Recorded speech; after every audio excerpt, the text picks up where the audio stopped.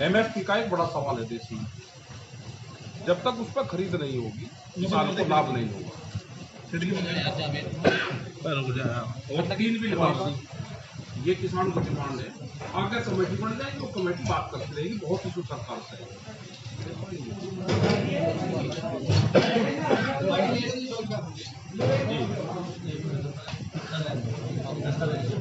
अरे गले खराब है ना, रात को चले सोते हैं जी।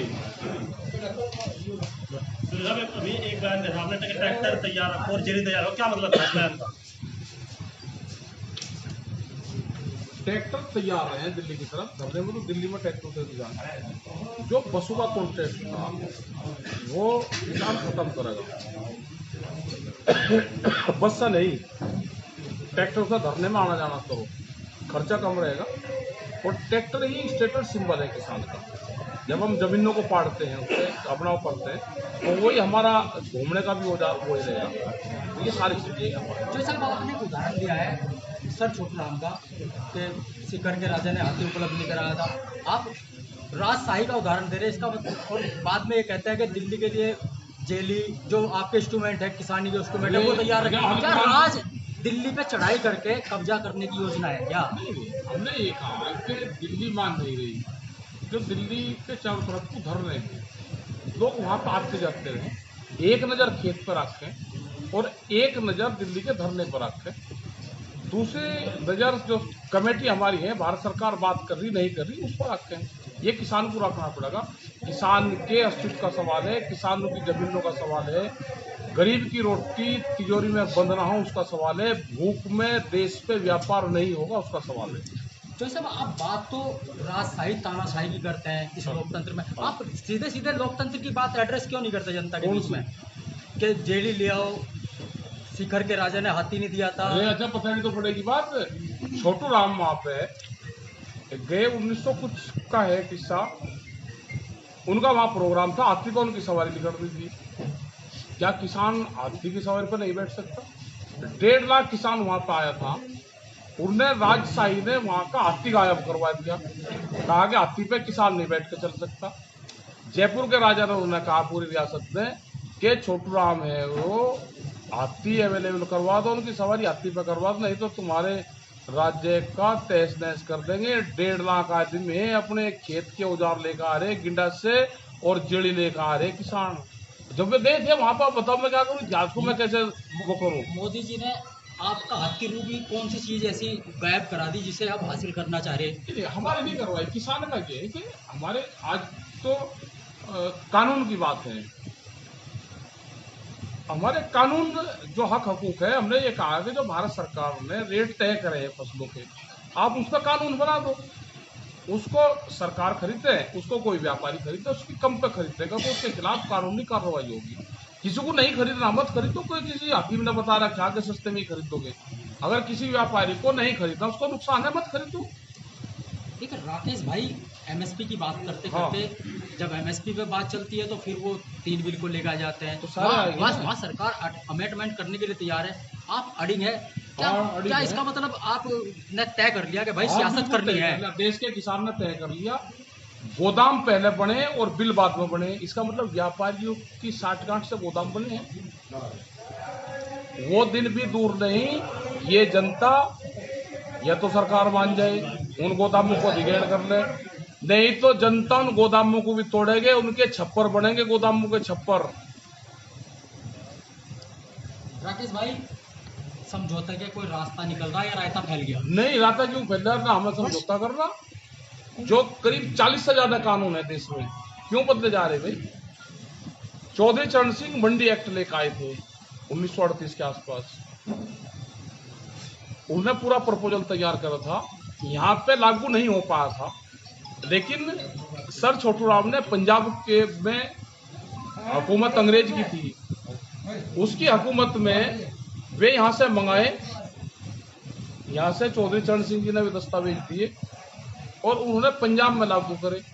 और आज पंजाब और उसका किसान की आज एमएसपी पे उनकी खरीद होती है। ये चीजें पूरे देश में लागू होगी और जब ही किसानों को लाभ होगा। नहीं तो गन्ने का भी हालात खराब हो गए आने वाले टाइम पे। अगर ये आंदोलन होता तो गन्ने पे ये रेट घटा रहे थे, बढ़ाने के तो छोड़ दो। ये करीब करीब 285 रुपये के आसपास रहते, 15 और 25, 40 रुपये गन्ने का रेट घटता। जिस दिन आंदोलन कमजोर किसान का हो जाएगा उसी दिन ये किसान को मार देंगे। राकेश भाई, भारतीय किसान यूनियन के जो राष्ट्रीय अध्यक्ष हैं नरेश टिकैत, वो चौधरी अजीत सिंह के साथ मंच साझा करते हैं। हाँ। राकेश टिकैत चौधरी अजीत सिंह के साथ मंच साझा नहीं कर रहे, क्या कुछ भविष्य की सियासत का योजना है क्या कोई? ना तो साथ करते, वो तो हालात ये है कि सब लोग वहां पे आए थे उस दिन, ठीक है। संयुक्त मोर्चे का हमारा सबका ये है कि पॉलिटिकल पार्टी वाले लाइन को हमको नहीं जाना।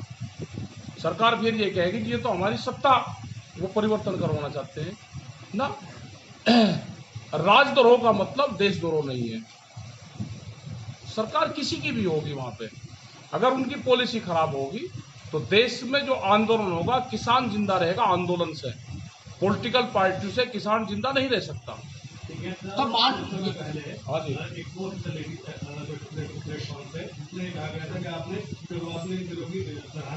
नहीं, वो एक हिंदुस्तान में कटिंग थी जब ये बिल आए। हमने ये कहा था कि प्रधानमंत्री का हम भी धन्यवाद करते हैं, जो उनका डिजिटल इंडिया कैंपेन है उससे किसानों को जोड़ दो। जो 23 फसलें हैं जो एमएसपी पे बिकती है, और खास करके जो गन्ने की हमने बात करी थी कि आप गन्ने को जोड़ दो, और वो दिन दूर नहीं कि गन्ने को आपको डिजिटल इंडिया कैंपेन से जोड़ना पड़ेगा। अगला प्रोग्राम हमारा यही है कि किसान ने गन्ना अपना तोला, जब तक वो अपने घर तक पहुंचा उसके अकाउंट में उसका पैसा चले जाए। हमने ये कहा था कि हम भी स्वागत कर लेंगे, आप उस कैंपेन से हमको भी जोड़ दो, ये कहा था। जो पिछले कई महीनों से आपका आंदोलन चल रहा है, किसान आंदोलन चल रहा है, तो सरकार क्या कहीं पर दबाव में है, क्या कहता है? एक प्रतिरोध की मांग। और फिर सरकार नहीं मान रही तो मान जाएगी, एक आध साल में मान जाएगी। हमें क्या कुछ वो है, हमें भी काम बहुत है पूरे देश में जाना भाई हमको। गणतंत्र दिवस पे झगड़ा हुआ, फिर आप दिल्ली जाने का आह्वान। क्यों? गणतंत्र दिवस पर कोई झगड़ा नहीं हुआ। 25 लाख आदमी थे, 3.5 लाख ट्रैक्टर थे। जो रास्ते हमको दिए गए उन रास्तों पर बैरिकेटिंग थी, 3 जगह उन रास्तों पर बैरिकेटिंग, जो लिखित में रास्ते दिए गए। हमारे जो भोले भाले किसान थे उनको दिल्ली के सड़कों के चक्रों में फंसाया गया। लाल किले पर थोड़ा कोई कानून बने, और लाल किले पर अगर कोई किसी ने ध्वज लगा दिया कोई धार्मिक को, उसके खिलाफ जो कार्रवाई होती है वो कर लो। बिल से क्या मतलब है उनका? बिल लाल किले पर नहीं बने, और बिल से लाल किले का कोई संबंध नहीं है। चौधरी साहब, आपने कहा है कि किसान ट्रैक्टर स्टार्ट रखे, क्या फिर एक ट्रैक्टर मार्च होगा दिल्ली में? क्यों नहीं होगा भाई? जो बॉर्डर पर जाएगा किसान ट्रैक्टर से जाएगा, बस उधर नहीं जाने का। झगड़ा होगा तो कौन जिम्मेदार होगा? झगड़ा क्यों होगा भाई?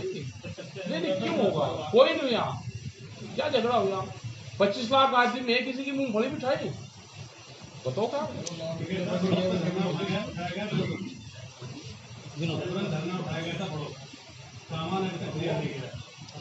पूरा और लोग आपकी तरफ देख रहे थे बढ़ोत के, क्या समझ आपको कोई बड़ा बयान है? मतलब जिन्होंने दिल्ली पर राज करा हो, आज उनके घर से कोई पुलिस वाला उठा के चला जाए, सामान, अरे सामान तो छोड़ दो, सामान तो वो है, वो तो उसका संग्रहालय बन जाना चाहिए वहीं सामान में। ये तो क्रांतिकारी क्षेत्र है, जहाँ सामान रखा है उसको तो सील करके संग्रहालय का बोर्ड लगा दो। आने वाले 100 साल के इतिहास में भी तो देखा जाएगा, जहाँ सामान रखा है उसका संग्रहालय बनाएगा, जिस पुलिस वाले ने संग्रह कर रखा। ये धरने फिर शुरू होंगे, ठीक है। सब होगी, बॉर्डर पे एसी भी लगेंगे, कूलर भी लगेंगे। हमने उत्तर प्रदेश सरकार हुआ बिजली का कनेक्शन दे दो, वो नहीं देगी, दिल्ली सरकार दे दो, वो नहीं देंगे, जनरेटर लगेगा, सब चीज होगी, कोई दिक्कत नहीं है। देखिए, किसान मोर्चा ये कहता है कि मोदी सरकार अहंकारी सरकार होगी। हाँ, अहंकारी है। क्या ऐसा नहीं लगता राकेश टिकैत को कि राकेश टिकैत के गाजीपुर पे जो आंसू निकले उसकी जो ताकत थी, उसके बाद राकेश टिकैत अहंकारी हो गया?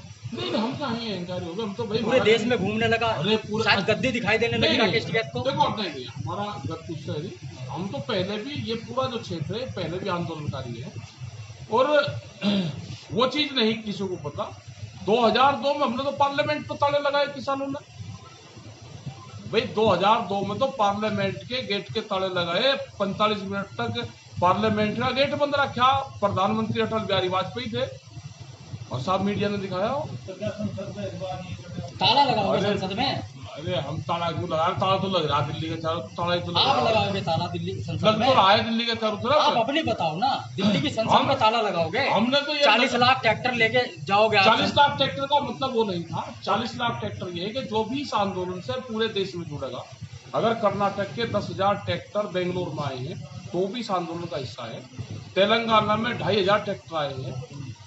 किसानों का स्टेटस सिंबल बन गया। जो भी साल 2021 का साल आंदोलनकारियों का साल है, किसानों का साल है, जो भी इस साल ट्रैक्टर लेके आंदोलन में शामिल होगा वो 40 लाख के आसपास ट्रैक्टर होगा। एक सवाल है बताओ टिकैत साहब, बताओ। किसान आंदोलन, गांव किसान और खेती का आंदोलन है। हाँ 2021 में जिला पंचायत का चुनाव है, हाँ 2022 में विधानसभा का चुनाव है उत्तर प्रदेश में। राष्ट्रीय अध्यक्ष जो भागयू के हैं, उनकी कई बार संजय सिंह जी से बात हुई है, जो राज्यसभा के मेंबर हैं आम आदमी पार्टी के। क्या आपकी कोई आगामी राजनीतिक कोई रणनीति हो? हमारी कुछ नहीं न, इसमें कोई वोट तलाश करने हमें जी, ये किसानों का आंदोलन प्योर वो ही रहेगा। और भाई राजनीतिक पार्टी वाले भी तो ठाली है, अपना काम करो में भी, हम क्या उन्हें मैंने कर रहे हैं। आखिरी सवाल राकेश भाई, आखिरी ना करे दो और पूछ। क्या राजनीतिक मामले में नरेश टिकैत और राकेश टिकैत के बीच में अंतर है ना, क्या? कोई अंतर नहीं। नरेश राजनीतिक मंच साझा कर रहे नहीं, हैं, नहीं, कहीं कहीं नहीं। क्या योजनाबद्ध तरीके से चल नहीं, नहीं, नहीं, जो लूरा कुश्ती खेल ले क्या? कोई नहीं साझी कर रहा, कोई नहीं है, भैया आपसे नहीं पूछ रहे ना हम।